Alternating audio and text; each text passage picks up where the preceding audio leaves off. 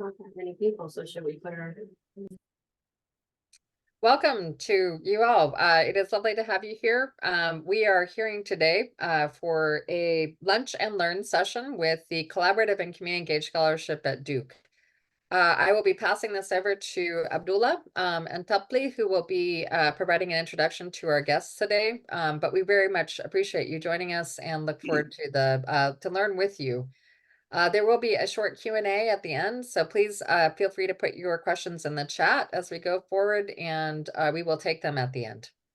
Thank you for being here. Thank you, Liz, and good afternoon, everyone. Thank you for joining us. Thank you for considering to spend your lunch hour with us. In a couple of days, Ramadan will start. So for about a month, no lunches for a lot of Muslims, including me. So have mercy on your Muslim colleagues and friends as much as possible. This is a really exciting moment because for those of us who are affiliated and part of Duke family, something incredible is about to happen through this program that we are about to discuss, we are about to learn. And this has been in the making for a while, but we will be seeing the unfolding of the university-assisted community schools making a bigger impact in North Carolina in partnership with NC Central and ECU, and so many of our colleagues who are present here will be involved as well. Let me quickly introduce the speakers and let's get to it and find out more about this incredibly exciting project.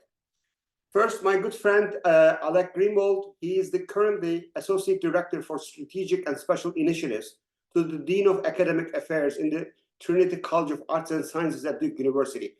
Whenever at Duke somebody's name and title is like two pages, that means that person is doing way too much. We don't know how to capture all the wonderful things that he or she or they are doing.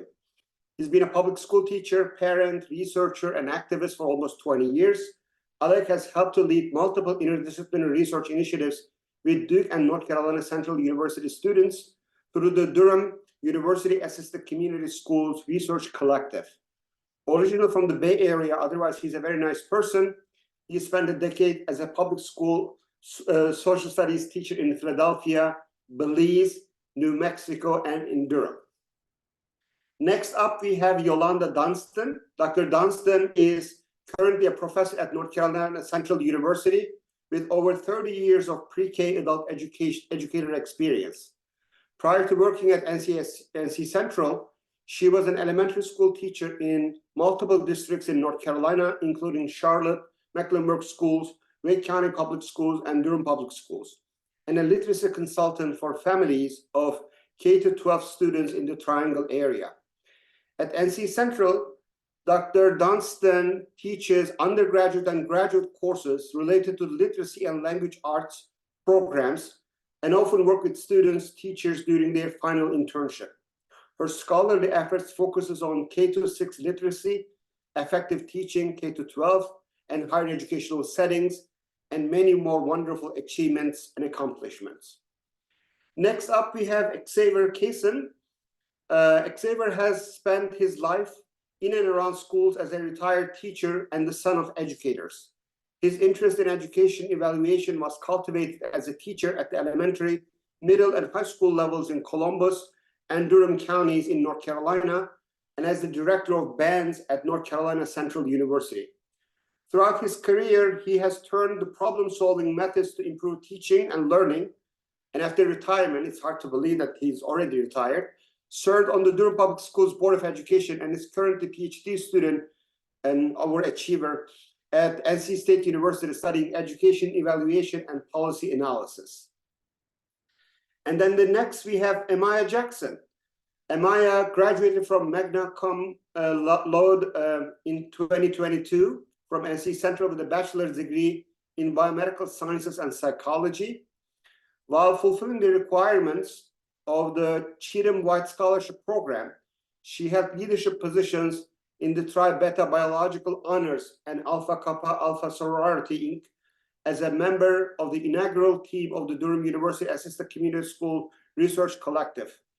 In 2019, a transformative study abroad experience focused on health disparities led her to pursue a master in public health at a university, no need to mention its name, not too far from Duke campus. She is driven by her goal to integrate her educational background, work experience, research endeavors, and community involvement to make a positive, equitable impact on and advance her career. Next up, and last but not least, we have one of our Duke students. Drew Green is a senior at Duke University, all the way from Richmond, Virginia, studying public policy with minors in education and inequality studies. As a researcher and data analyst for the Durham University Assisted Community Schools Research Collective, he has led the creation and growth of a dashboard showcasing resources for Durham schools for 3 years. He has presented this research to a wide array of stakeholders, including administrators, educators, parents, community leaders, and academics through more than 10 different presentations at various forums throughout Durham and across the country. So we have this really incredible people who have been working on this project, who has received a well-deserved recognition and support from Department of Education. And now I'm going to let them unpack these exciting opportunities and invite us to engage and partner with them. Alec, floor is yours. Awesome. Thanks, Abdullah. Welcome, everyone. This is a small and intimate crew, which is nice. Know lots of folks here, so it's good to be supported by colleagues. And then it means we just get to have a more intimate conversation later on. My name is Alec Greenwald.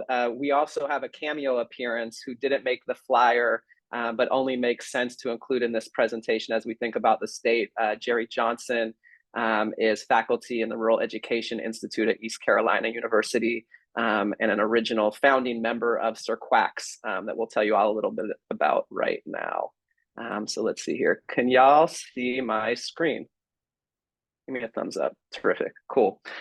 So defending and transforming public education, university assisted community schools. We will talk a little bit about what that strategy is and what it looks like in North Carolina and a vision for the future. We are the Southeast Regional Coalition for University Assisted Community Schools, which is a mouthful. And so our acronym sounds like UACS. And so that's how you can remember us. Our mascot is the knighted rubber ducky here, Mr. UACS. And we are one of many partners Abdullah alluded to that is going to be partnering with the North Carolina Community Schools Coalition, which recently received funding to expand community schools across the state of North Carolina for the next 5 years that will touch 55 schools in 18 different districts and 22,000 students. And so we're here to talk about where and how higher education institutions can support that mission. So this is us.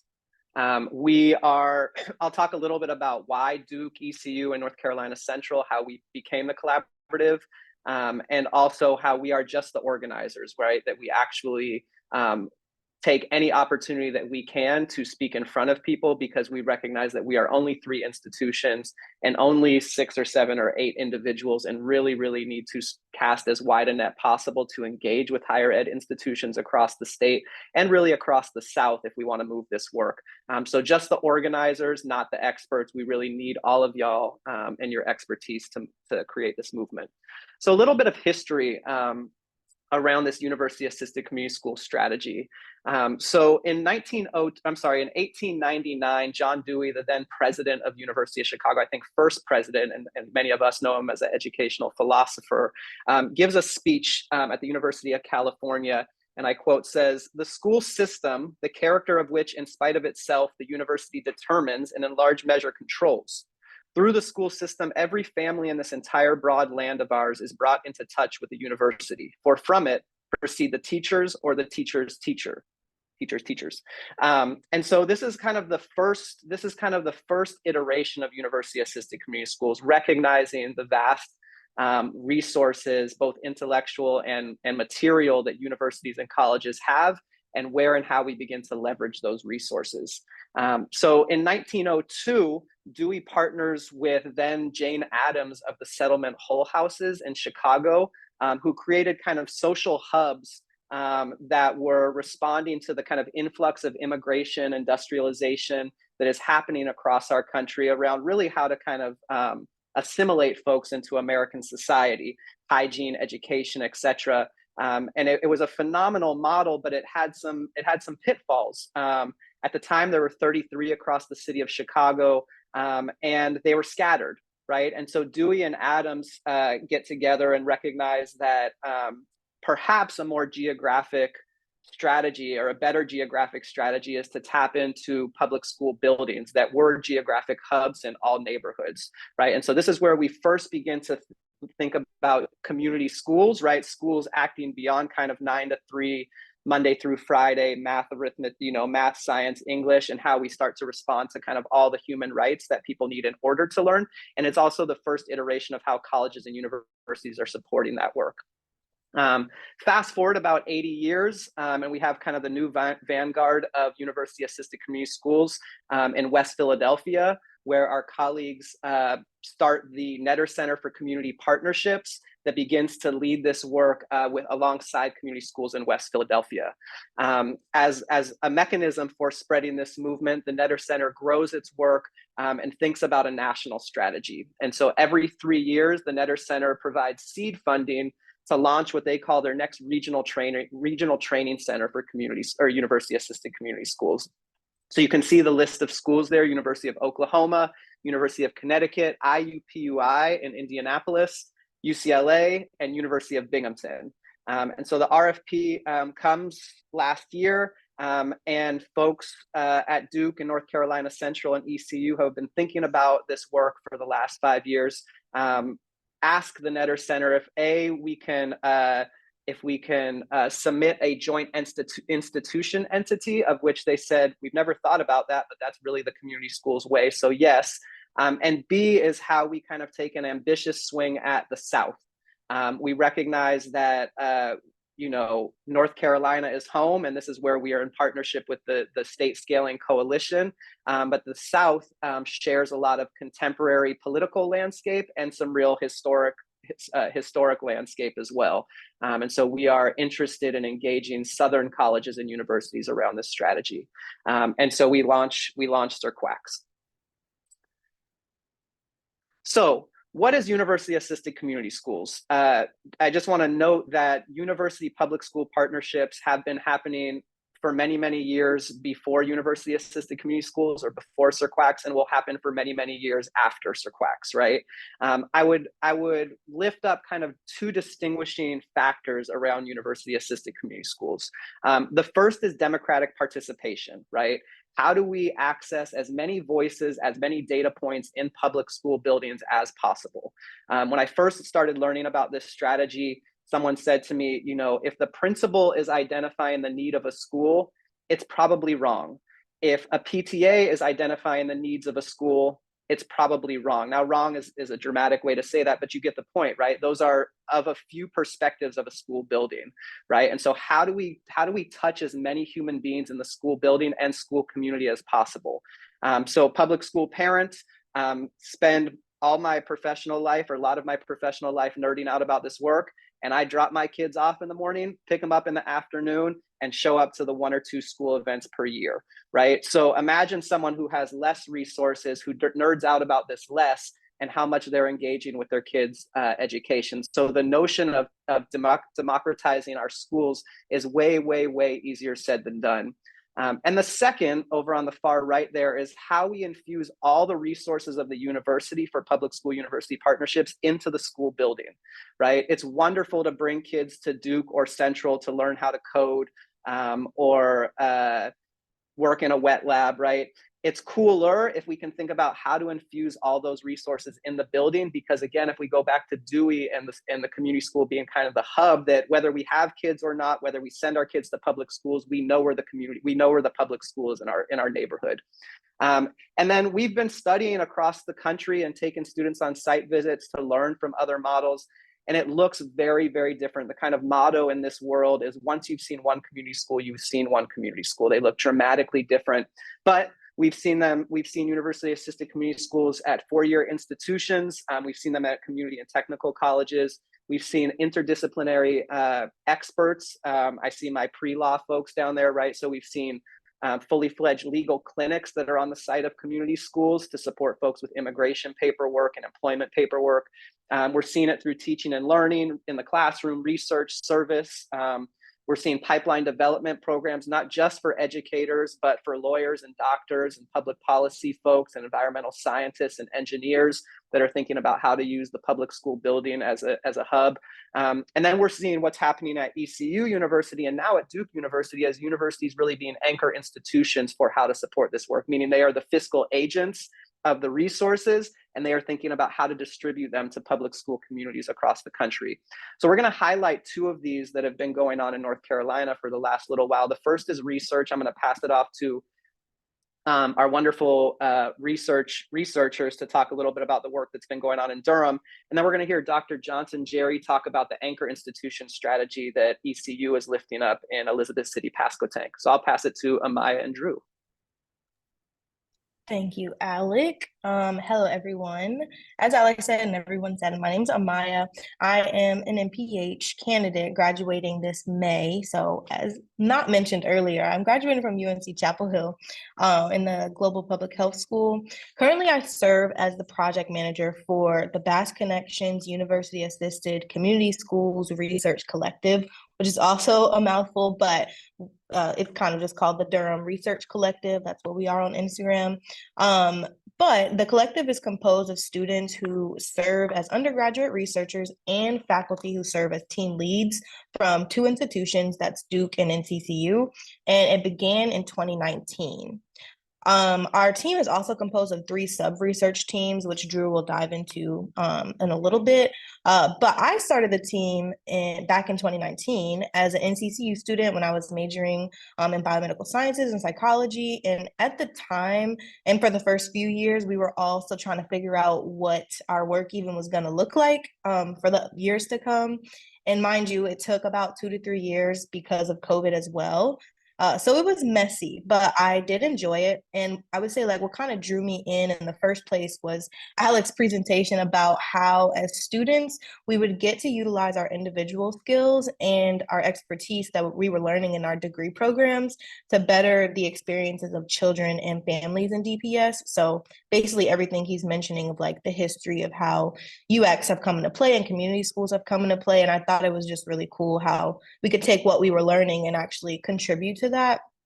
As an aspiring physician as well, and now a public health professional, and I've learned a lot about social determinants of health, and they are a top priority for me.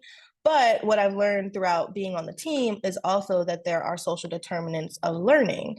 So without like addressing community, parent, student, and family needs holistically, which is, you know, what we're doing through UX, with them at the forefront specifically of the research, so including all of the community in on this, and especially addressing it from like a mental health and physical health perspective, then I mean, we all know that there are going to be detriments. So that's how like my personal connection goes with this work and why it's kind of kept me there.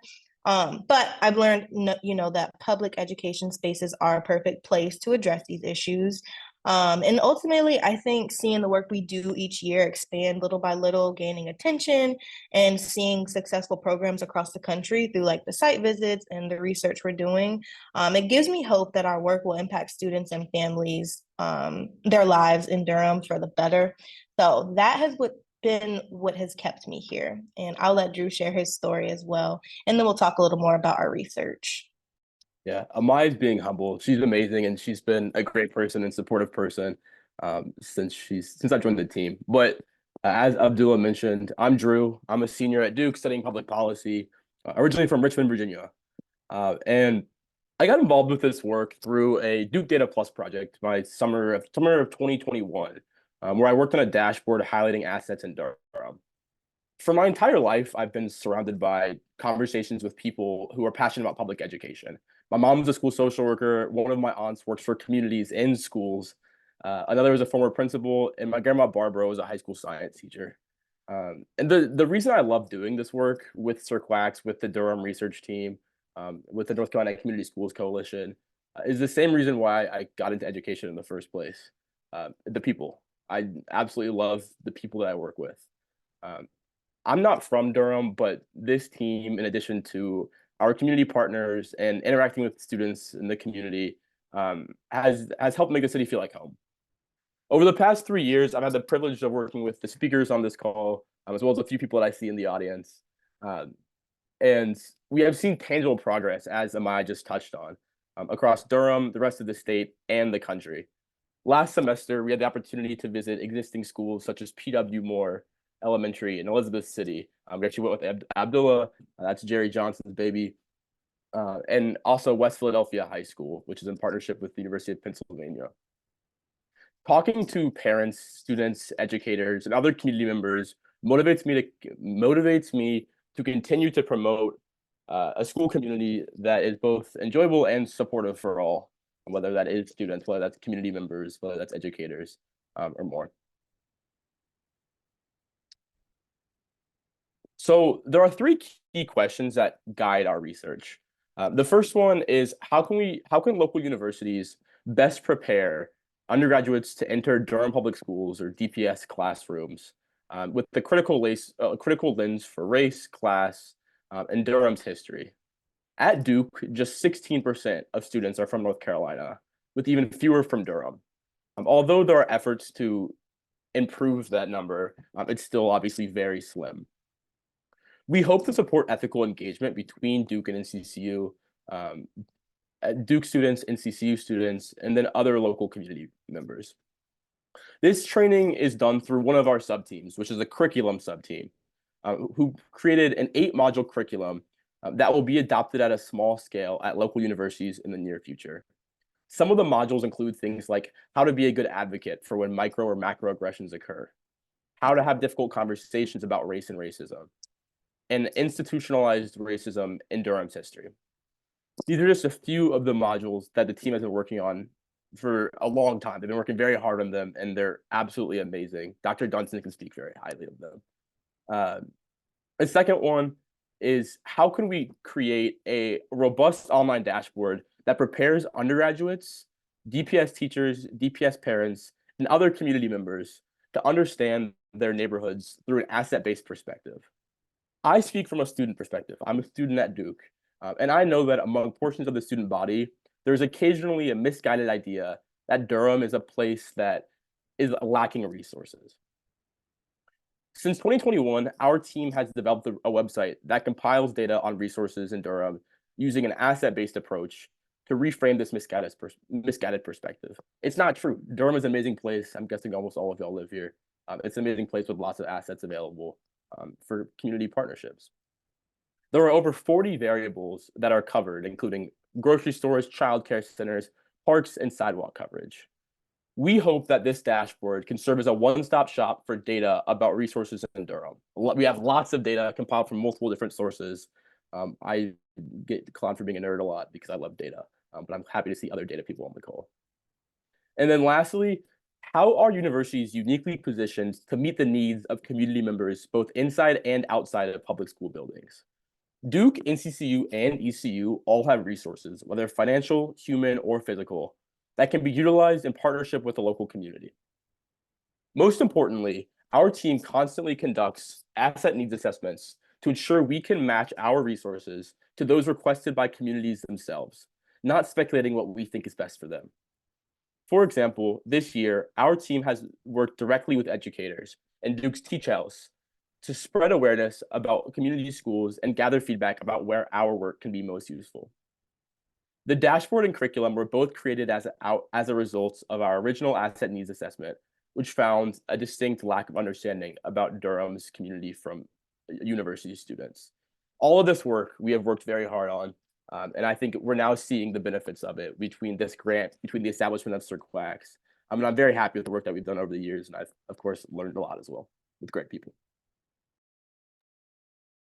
Yes, thank you. So as we do reflect on our experience as a research collective, we've listed some challenges, rewards, and rewards, which sometimes overlap, you'll see in the middle, as well as some opportunities. So as I mentioned, one major challenge that we, along with the rest of the world, experienced was COVID. Our team thrives off of face-to-face interactions and connecting in a shared space. in addition to how COVID-19 affected public schools in general. So this was a difficult time for us to navigate.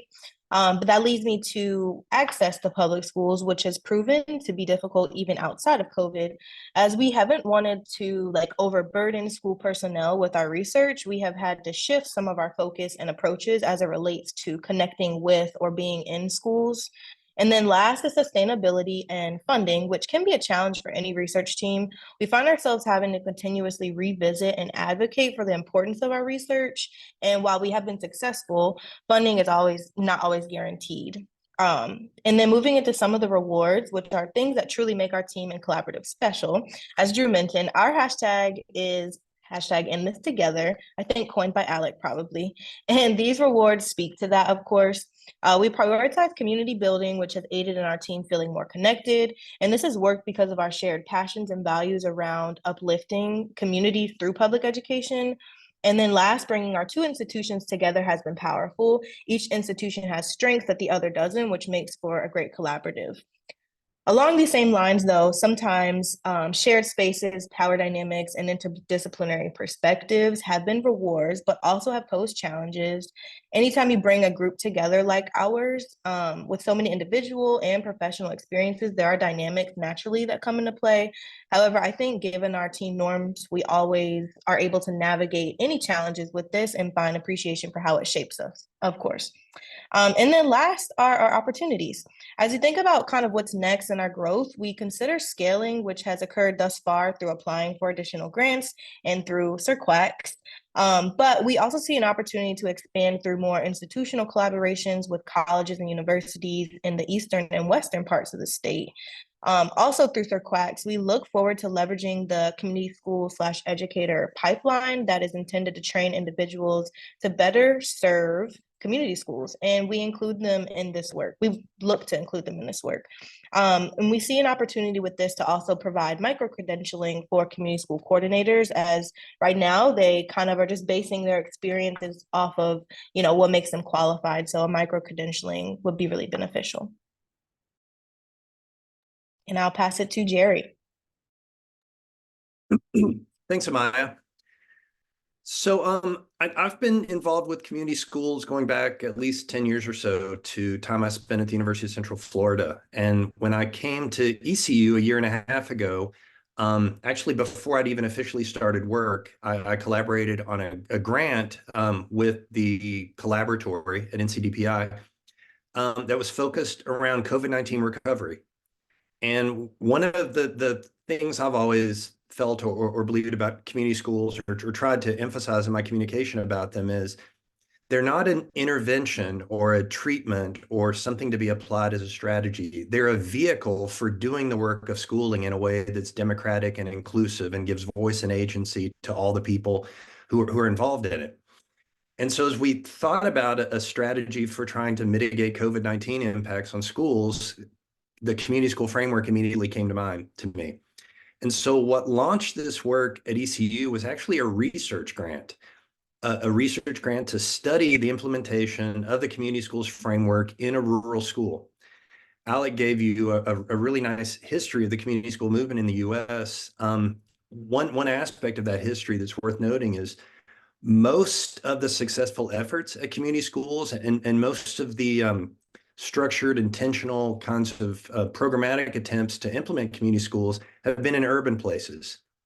So there are some elements of the community schools framework that are sort of organic and endemic to rural places, but the idea of creating or implementing community schools framework has received less attention in rural settings than it has in urban settings. And so we wrote a proposal to implement a community schools framework in Elizabeth City and to study it with the intent of understanding how it mitigated COVID-19 impacts and also how the framework manifests differently in a rural setting as opposed to an urban setting. So if you're familiar with the literature on community schools and community schools framework, there are 4 pillars. These are the 4 pillars: engaged families and community, integrated student support, collaborative leadership and practice, and extended and enriched learning. Underneath each of these, you see some examples of the kinds of things that we've done at P.W. Moore Elementary School in Elizabeth City, North Carolina. These are some of the things that we have initiated under the community schools framework. Our research plan is we're using a mixed methods approach and kind of a modified interrupted time series design with some lagging indicators, essentially implementing some of these activities, measuring changes in student engagement and family and community engagement, and then ultimately hoping to see that result in some changes in student achievement later on. More engaged students, more engaged families, and all the while collecting qualitative data to help us understand what people are really experiencing as part of this process. And we've learned some really interesting things already. For instance, you see the family dinners there. So once a month, every Tuesday night, we host a family dinner at the school in the cafeteria. We invite families and community members in, and ECU faculty and teachers and administrators from P.W. Moore sit with the families. We have informal conversations. We're sort of collecting data, but we're really just fellowshipping with people and getting to know them. One of the things that we've seen as a research result at this point is that family members are feeling increasingly confident about their knowledge and understanding of school processes, those secret handshakes that they do inside the school. So people are feeling they're building schooling capital. They're feeling more confident and a greater sense of efficacy about being able to support their child's education and be involved in their child's education. They're also reporting much more positive perceptions of teachers and administrators as a result of having this time to engage with them informally and not in the context of a high stakes, conference over student work. So that's one example under engaged families and communities. I'll give you one example under each. Integrated student support. So on the family dinner nights, in addition to the meal, we also have stations set up where we're providing services to people, flu shots, COVID-19 boosters, immunizations. And then we'll host some kind of extra session for the family members while we're there. We'll have a learning activity for the kids, and then we'll have something for the parents. We had a financial literacy workshop at one. We had a kind of meditation thing for moms for coping with stress at one of them. Under collaborative leadership practice, this is just straight shared decision making. So we've put systems and structures in place to ensure that families and community members are able to have their voice heard and to participate in making decisions. And then I'll give you one example from extended and enriched learning, the oral history project. When you take a close look at a small town like Elizabeth City, you find really interesting things like two former NFL players who live there. One who was one of the first Black quarterbacks in the NFL, played for the Philadelphia Eagles, a retired four-star general. So students have been doing an oral history project tapping into these people. Next slide, please. And here I just wanted to highlight a couple of the examples of the things we're doing with the grant. So we have a family resource center. That's the headquarters for our school-based community school director, who is full-time community engagement connector facilitator guy. And on the right side, you see a flyer for one of our family dinner nights. I want to call your attention to the photo in the center. Most elementary schools do some kind of ice cream social at the beginning of the year to re-engage families and community. Well, that kind of approach probably isn't going to be as effective at P.W. Moore. So what we took the ice cream social to the community.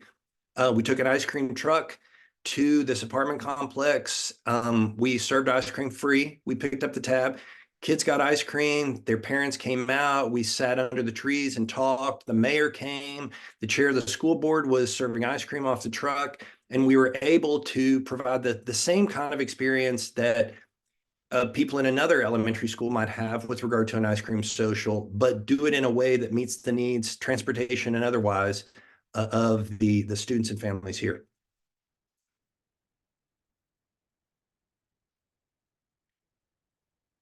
And this is the just the broader description of what each of those four things looks like. One thing I would Jerry, yeah. real quick, Xavier's gonna tackle this one. I know you're on Okay. a roll. No, good. Thank Thank you. you for the handoff, Jerry. Yeah, if we were to backwards map the work of community schools from a logic model standpoint, you heard from Alec, the outcomes, the things, what it should look like and feel like in a community school. And you just heard some of the activities that that Jerry just mentioned that show you how it looks in action when you try to do some work around these pillars. I'm going to go back to the other end of the logic model and talk about the inputs, the things that actually, the charges that a school community has under this framework. The first pillar speaks to expanded capacity by adding a staff member in that school who's charged with identifying and addressing out-of-school learning barriers through a number of community-informed initiatives and strategies based on a locally implemented needs and assets assessment. So that's expanded capacity for the first pillar. The second pillar is expanded opportunities for supplementing and reinforcing academic work that's already taking place in those classrooms. The third pillar calls for expanding the system of care because we want to include families, we want to include community members, we want to include community partners who intentionally transform school buildings into neighborhood hubs. The last pillar is dedicated to building a culture of expanded leadership practices and shared responsibility. And then I call that an opportunity to dream together. Really quickly, I was in a meeting yesterday, one of our schools who's going to have a brand new program in their building next year, a dual language immersion program starting with kindergartners. I met with our coordinator in that school, with the teacher that's going to start that brand new project, and she's excited and nervous, and two Duke faculty members. They were talking about, we dreamed together. None of us came with anything written down. We were like, what could this look like? When we left that meeting, those Duke faculty members will be able to send 15 students to her throughout the fall semester, about 15 in spring semester. Small group reading, buddy reading programs, field trips with transportation to the National Museum, family support services, preparing and researching class materials, translating documents, and even helping me with some research and policy support. So from that one shared leadership moment, we only spent 20 minutes, but we just dreamed about all the things that could happen free of charge to the school. The next slide gives you a view of some of the needs that are expressed in a school community. Because I coach several schools, this is a kind of an amalgam of many different things that comes out of a needs and assets assessment. And I thought it might be a great idea to actually categorize this by stakeholders. Look at what families want for their children. Look what families want for themselves and their own growth. And then look at how educators would love to be supported. Some of these, many of these are, again, representing several schools, but our coordinators have taken this chart basically and said, this year, we're going to really dig deeply on this or that need that was expressed. This is the data on which this pillars stand on. This is the data that informs those community school coordinators on how to actually implement the work. They do not try to meet all of these needs at one time.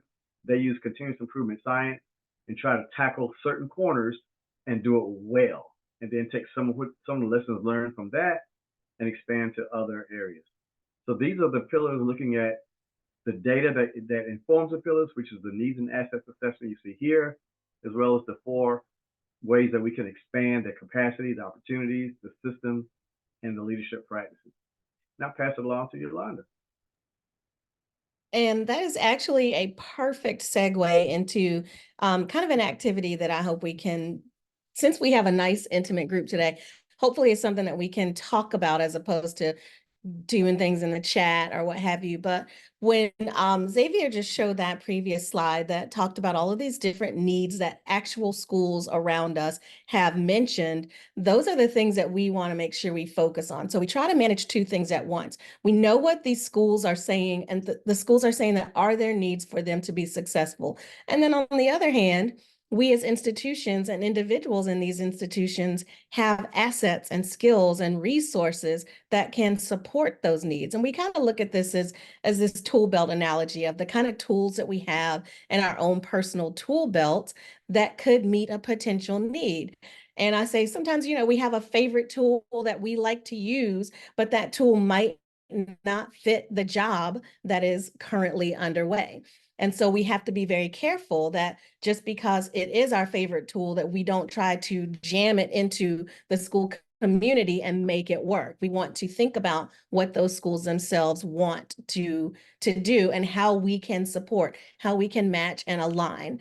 So the first thing I would love for you all to do, and you can come off mic, you don't have to raise your hand, but to think about some of the tools that you feel like you have at your disposal. It could be something, a workshop that you have that you've been sharing with the community, or some area of expertise that you have, and how it might match some of those needs, not just the ones that Xavier posted on that page, but also the ones that Jerry mentioned from PW Moore, that they have the family dinner nights, and there's something about teacher stress. What kinds of ways could you use the tools in your tool belt to meet these identified needs from these schools? So I'll start as an example. Abdullah mentioned in the beginning that my field of passion is literacy, and I've been doing this since the 1900s, as the kids would say now. And so I do a lot of work with helping kids in K-2 who might be struggling readers, and also upper, like in the high school students who might be struggling. And so I've had lots of workshops that I've done.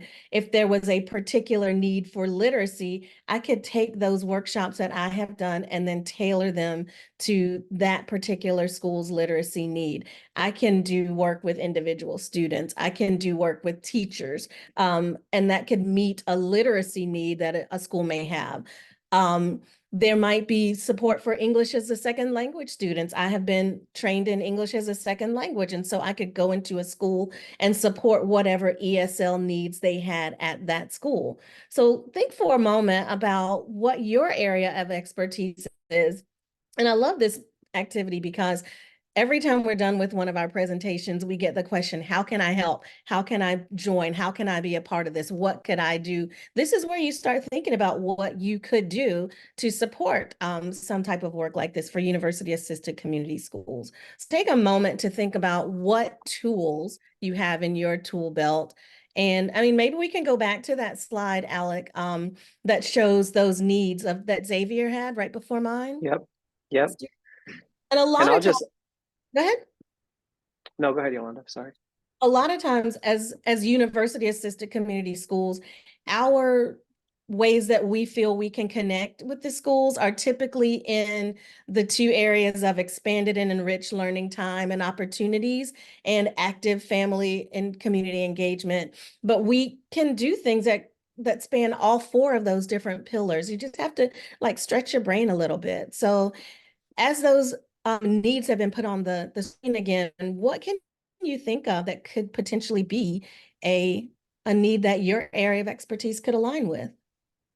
And I just jump in. I know we don't have a lot of time, and I'm familiar with a lot of the folks on the call. So there's no right answers. And Right. B, this is more than just kind of like an exercise. We are collecting data about y'all and doing this at every presentation we're at.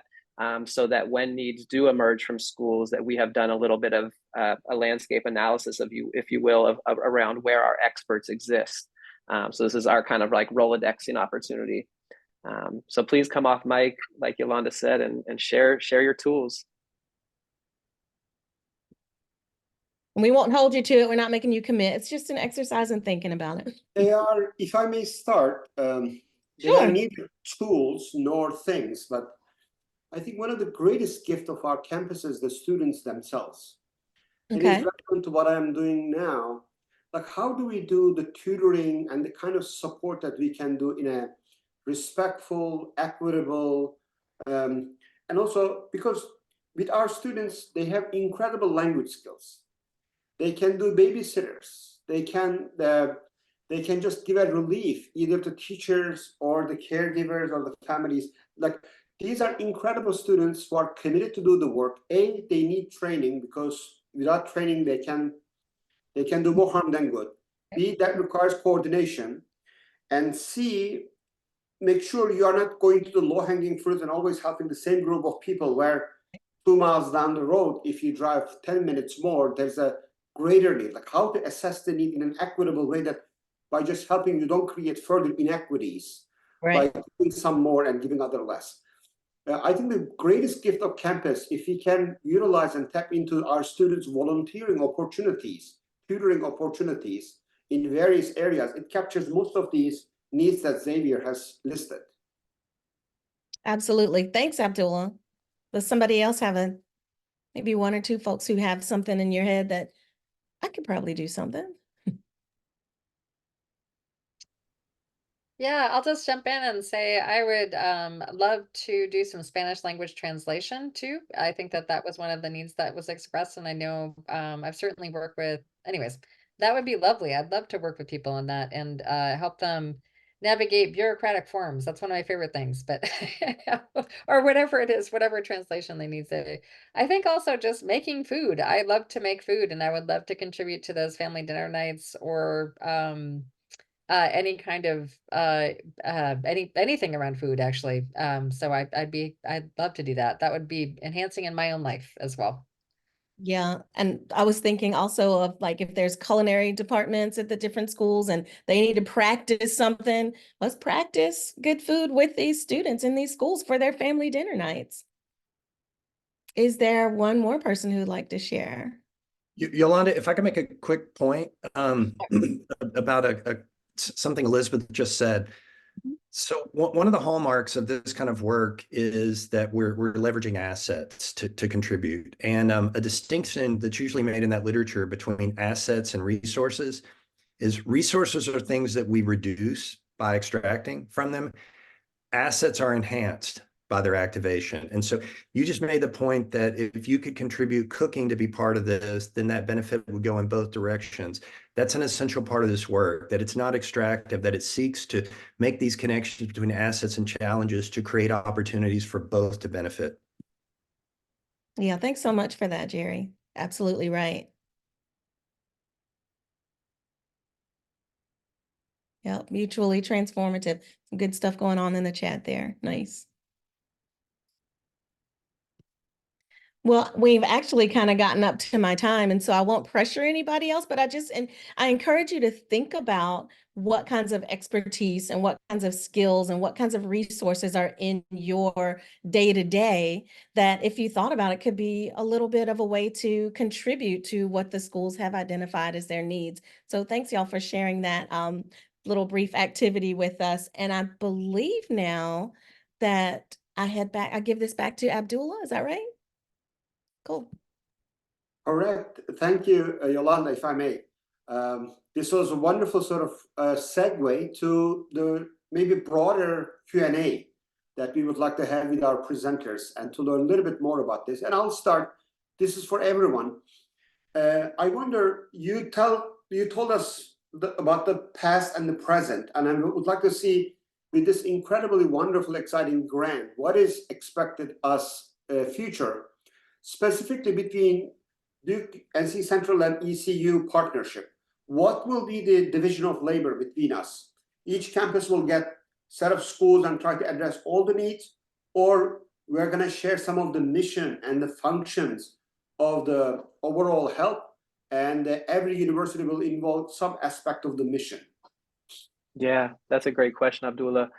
So to give folks kind of a little bit of an overview of the state scaling grant, I mentioned like these statistics, 22,000 students, 55 schools, 18 districts. We'll be using kind of a regional implementation expansion strategy. And so we're really kind of tapping into the experts or emerging experts in the field, which happen to land squarely in 3 different regions of North Carolina. So the United Way of Asheville-Buncombe County has the most expertise in the state. They have 7 community schools and have been leading those for the last decade. In Central North Carolina, we have 3 community schools here in Durham. Club Boulevard Elementary School, Lakewood Elementary School, and Fayetteville Street Elementary School, led by the wonderful Xavier Cason and the Durham Public Schools Foundation. That leadership will be transitioning kind of as a partnership really in the first year to Student U. And then in the eastern part of the state, you heard about the Rural Education Institute at ECU expanding in Elizabeth City, Pasquotank, right? So we will be expanding into contiguous counties that are rural low income serving for the next 5 years. And so Abdullah, your question about where and how do we fit into this work is, you know, we have a set of principles that we've kind of initiated Sir Quacks on, but I think there's kind of 2 or 3 that are like real material that I can speak to. The first is, how do we replicate what Amaya and Drew have participated in for the last 5 years at colleges and universities in Eastern and Western North Carolina, right? How do we take the teaching and learning component of this work, embed it in action research, and engage students and faculty around this work? That's way, way easier said than done. We recognized this early when we tried to say, hey, Bass Connections has a thing for Duke students. Hey, interinstitutional registration is a thing on paper, but is way, way harder said than done, right? And so it required us getting really creative at Central, where Duke students are getting independent research study credit. Central students are receiving honors credit. They're receiving community service hours. They're earning distinction on their transcript if they present our work, right? So it can happen. We can get creative around different institutional obstacles. So that's number one, is how do we scale this teaching and learning component? Number 2 is, I hate to say this, and I catch myself saying it too often, but I actually say it so much because I believe it. And that is, we're not going to have public schools much longer if we don't have human beings to work inside them. And so we have to figure out not only policy that values public education, but also the practitioners that are going to lead this work, and that are going to lead it through community school ethos, right? That are going to lead it through understanding a student and a family's community before they can teach them how to read or write.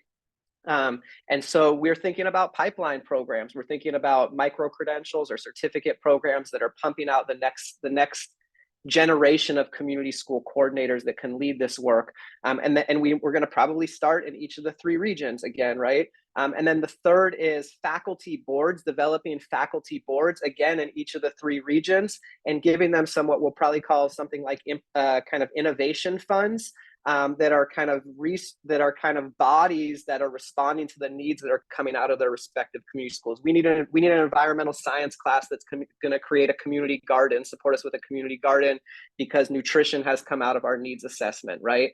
And those faculty boards can liaise with their environmental science professors, service learning students, etc. So those are kind of 3 things, and we're really thinking about it like mapping onto the 3 regions of the state. Alec, can I add a number 4? Please. And it's actually not so much a number 4, but an indirect way that all 3 of those are going to have further impact, and that is through the research literature, and to highlight how that impact is going to be felt. Alec mentioned earlier that we're the first multi-institution UACS center, TA center founded by or funded by the Netter Center. Wow. Also the first one that crosses rural-urban boundaries. And so in research language, we have the kind of variance that you need to really understand a phenomena. So much of what makes the community schools framework apply and work and be effective is going to be exactly the same in an urban setting as in a rural setting. But there are those nuances about how to implement it that we're going to learn. We're going to be able to elevate and share and communicate to people that's really going to have an impact beyond North Carolina and beyond the direct work that we're doing. Thank you. That's incredibly helpful. I would love to be one of those faculty, as you put those faculty advisory boards, and be in conversation with my faculty colleagues on all campuses. But also, I think, as Amaya beautifully articulated, the language should be social determinants of education. Sometimes if you only say public school education, people have preconceived notions. They have imagination on what is education and what needs to be done, what I can offer, what's in my skill set is limited. But if you say social determinants of education, there's a much broader set of issues where pretty much everybody can contribute. I would love to see that a little bit more emphasized and fleshed out as much as possible. That was super helpful, Amaya. Liz? Yeah, thanks, Abdullah. Thank you so much for this. I mean, I've heard for a long time about this program, and I just to hear all the different aspects of it, and from these various perspectives too, is just really powerful. And it's so encouraging to know that it's expanding as well. We've heard a lot today about, in your discussion about the power of this model, and that is really evident. I'm wondering though, also, I know that there are oftentimes challenges in having universities work with public institutions. I'll just say it that way. Would you mind just discussing some of the challenges of trying to integrate your various institutions, actually academic institutions, with public schools? And perhaps strategies that you've used to overcome those challenges. Great I'll question. jump in really quick. Go ahead, Xavier, please. It's been helpful to have independent foundations like Durham Public Schools Foundation in the work, due to you in the work. There are barriers that we don't bring with us when we partner with the district, and so there are things that, particularly from a resource standpoint, that we can be a lot more immediate. We can bring more immediate work in support in ways that kind of cut through the bureaucracy. So I think in all three areas of the state where we're trying to build this, we have some type of non-district partner who has the big picture at mind, who's going to be helpful in doing that. So if it's just the university and the district, there are two institutions with barriers, and these foundations, these nonprofits can help smooth some of those rough edges. I would just add that I think I personally have experienced some level of paralysis around this work over the last 5 years, because you want to do it, you want to do no harm, right? You want to do it well. And I think that is important for us to like center at all times. And there is a risk of also doing nothing because you're so paralyzed, right? And so I think I don't know Miss Dixon, but many of us are on higher ed campuses, right? And so we owe it to our public school communities to continue pushing how to do the work ethically and responsibly, and reducing barriers. I mean, we know, Liz, you're part of these conversations, Abdullah, that like to put resources, i.e. dollars, in public school communities' hands at Duke University is so hard, right? And so we owe it to them to continue pushing these systems to become more nimble, so that, you know, if Duke University is a anchor institution and the fiscal agent for this, right, and a family is experiencing eviction, right, like where and how do we figure out how to funnel resources to that family to hold them down for a month or two while they're being evicted? And so those are a lot of the challenges, but I would argue that we owe it to ourselves as institutions of higher ed in these communities to continue pushing the conversation. If I could add somebody from outside, I think one of the also obstacle is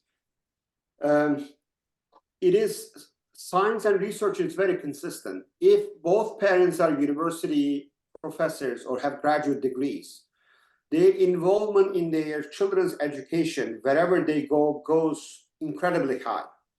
So there's a chicken and an egg question.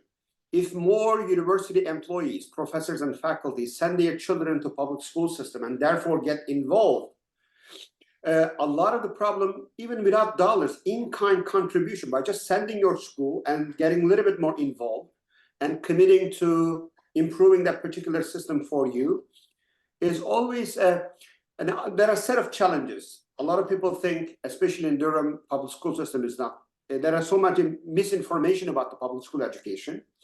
And there are so many mischaracterizations or sort of amplified bad examples, which gives rise to really undeserving bad reputation of particular education system.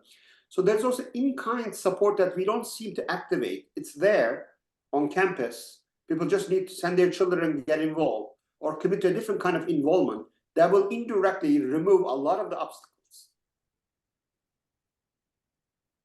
And then let's responding to your question there's a lot of relational and dispositional things we can talk about, you know, humility and a spirit of service and that sort of thing at the individual level, but something on a structural level that I think is really, really important. So one of the key essential elements of a community schools framework is having a full-time community school director at the school. That position, it's then in a UX model, it's an investment by the university, but it's not a university person. It's we hire someone whose sole responsibility, you know, they're not supervising other things within the school. They're not doing this or doing that. Maintaining, facilitating, and strengthening those relationships is their full-time job. That's for a lot of people, that's kind of the litmus test of whether you're a real community school or not. Do you have a full-time community school director? And that's a structural ingredient for what you're asking about. Thank you. Other questions, concerns, suggestions?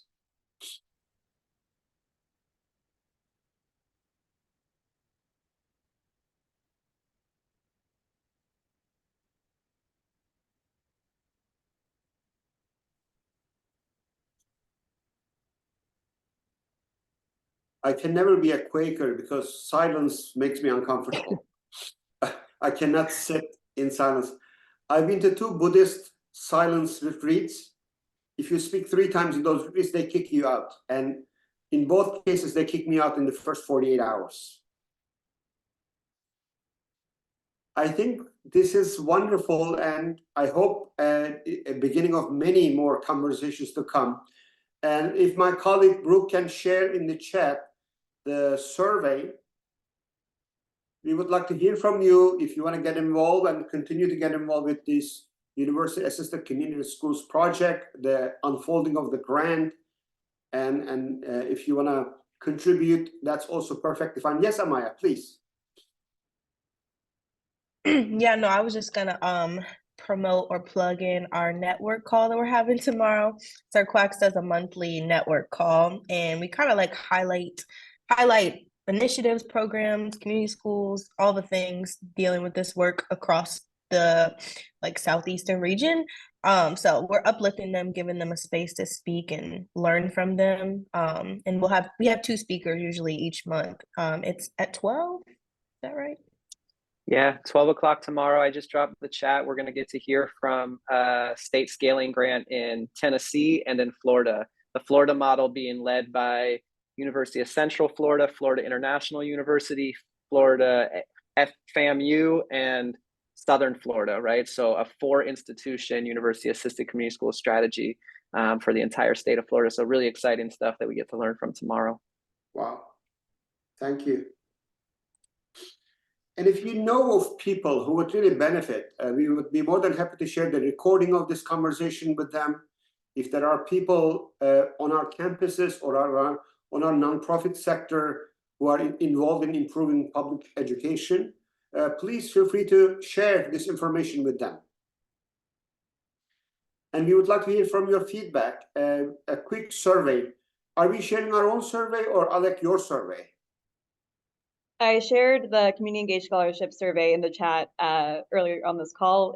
I will also send it out to registrants after this email as well. Okay. Thank you, wonderful presenters. Thank you for those who participated with us. Stay tuned. As I said, I think as we retire, whenever we do, one of the highlights of our Duke life or ECU life or NC Central life will be this project, that we knew about it, we were involved about it. It will make a great contribution to our wonderful state here. Thank you to those. Thanks for coming, everyone, during your lunch. Appreciate it. Yes, thank you. Thank you. Much love to you all.